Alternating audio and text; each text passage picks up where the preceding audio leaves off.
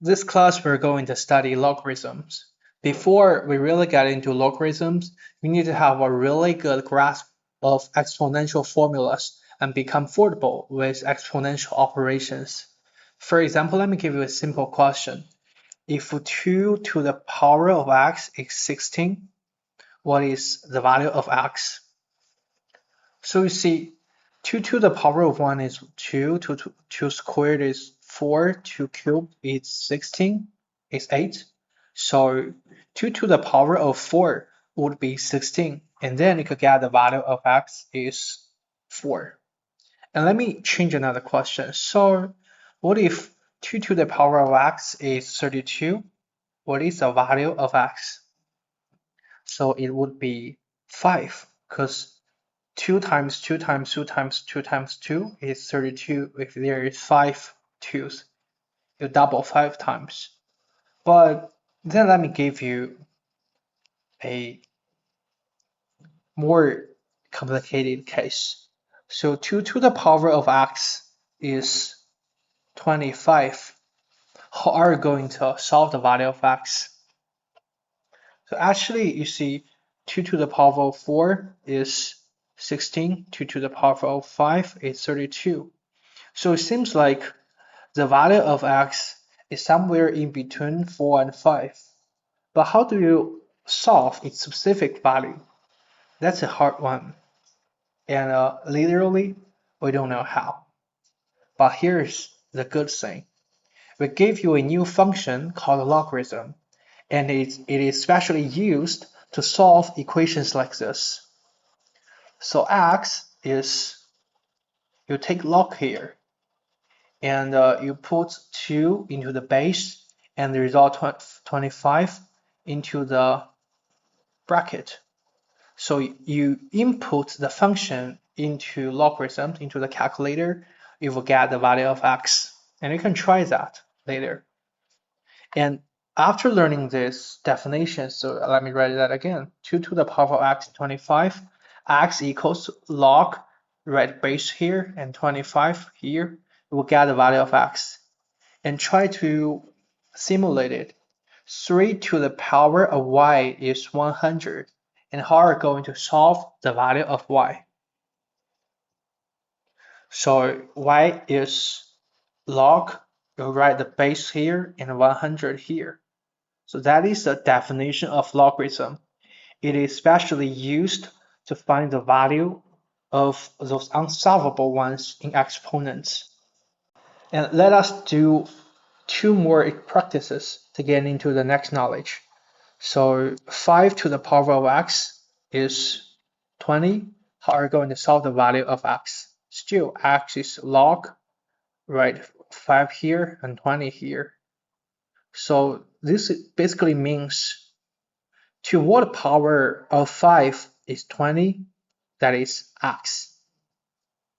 And 4 to the power of y is 17. So y is log, we write the base here and 17 here, so it's log 4 17. So after getting used to this, you can apply log to directly count its value. So what is log to 8? You see 2 to the power of 3 is 8, so it's 3. So log to 9, log 3, 9. You see 3 squared is 9, so it's 2. And let's try a harder one. So log 4 1/4 is 4 to the power of -1 is 1/4, so it's -1. So log a1, you see here is a, is a constant. So what's the value of this log? Any number to the power of 0 is 1. So a to the power of 0 is 1, so it's 0.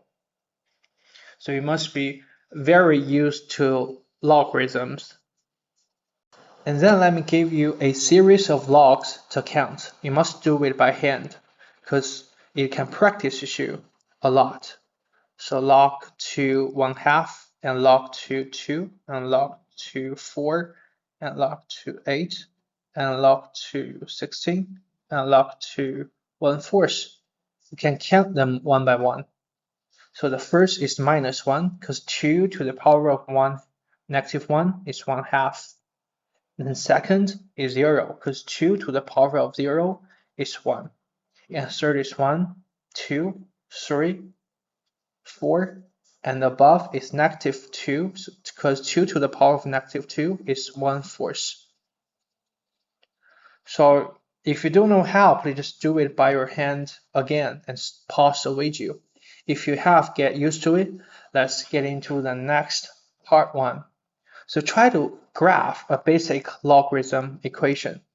Y equals log 2x. So still, you can use the method of plotting points by sketching them. You can substitute different values of x to get the value of y. So still, when x is 1/4, 1/2, 0, no 1, 2, 4, 8, 16, what's the value of y? So based on our calculation before, these are -2, -1, 0, 1, 2, 3, 4, and we can try to plot these points on the coordinate system.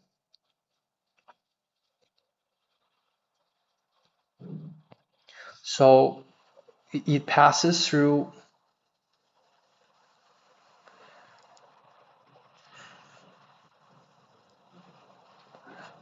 passes through 1, 0 and 2, 1 and 4, 2 and 1/2 -1 and 1/4 -2. And still you can tell that very clearly. It's not a straight line because the rest of the other points do not line on the straight. So it's not a straight line.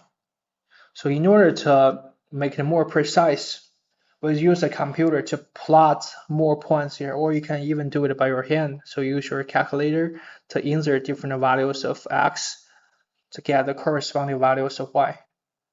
As you're drawing more and more points on the graph, the curves will be looking like this.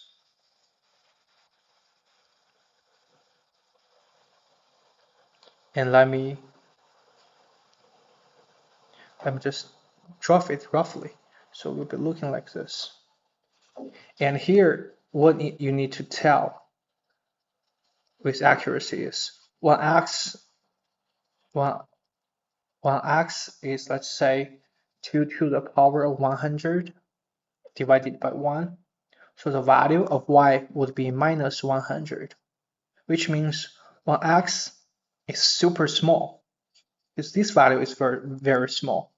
When x is super small, let me point them probably at this point. When x is super small, the value of y is negative. But the overall picture will still be on the right side of y-axis. So let me just extend it like in this way. And as x getting smaller, so 1/2 to the power of 1,000 or 10,000 or a million, y is -1 million, but it's still on the right side of y-axis. And so we could say that x equals 0 is the vertical asymptote of logarithms of this log x, log 2x. And then we could do a comparison between y equals 2 to the power of x and y equals log 2x. We can draw them together in the same coordinate system. We can draw it in a rough way. So for exponents, it looks like this. And for logarithms, it looks like this. So just based on your first impression, what's the relationship between the two graphs? They seem like to have a symmetrical relationship. About what? About y equals x. And actually it is. They are symmetrical about the line y equals x. And why is that? If you learn in the future, some knowledge from inverse function will tell you that. And these logs and exponents, they are a pair of inverse functions. So for the first one, exponents, its domain is unlimited, but its range is y is greater than 0. So conversely, for logarithms, its domain will be x is greater than 0, and the range will be y greater than minus infinity, smaller than positive infinity. So you see, they correspond each other conversely. So the domain of exponent corresponds to its range of log, and the range of exponent corresponds to the domain in logs. So they have an inverse relationship between each other, and they're a pair of inverse functions. And besides that, I could introduce another simple inverse functions to you. Y equals x to the power of 1/2 and x squared. So when I draw them together, this is the third function, and this is the parabolas. They're in inverse relationships.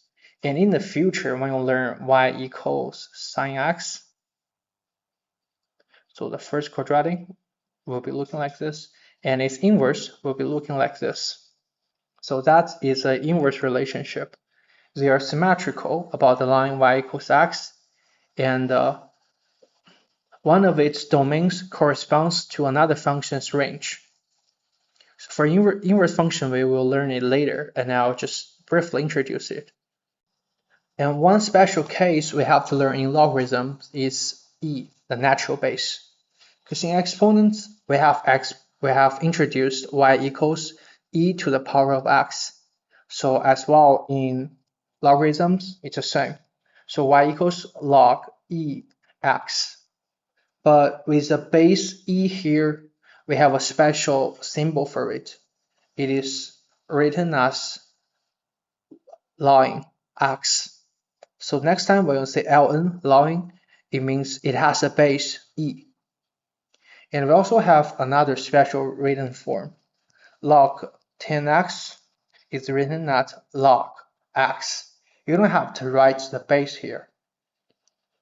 It's a special symbol you need to get used to. And that's our introduction to logarithms. This is a very new and a very useful function. So far, we've covered linear functions, y equals x, and quadratic functions, parabolas, and exponentials, and logarithms. I'm not giving its general form, I'm just all giving special cases. And later we will study trigonometric functions, and after that we will have a very solid foundation in basic functions, in fundamental functions, and then we can move on to more advanced topics. And hope you can learn something from this class. See you next time.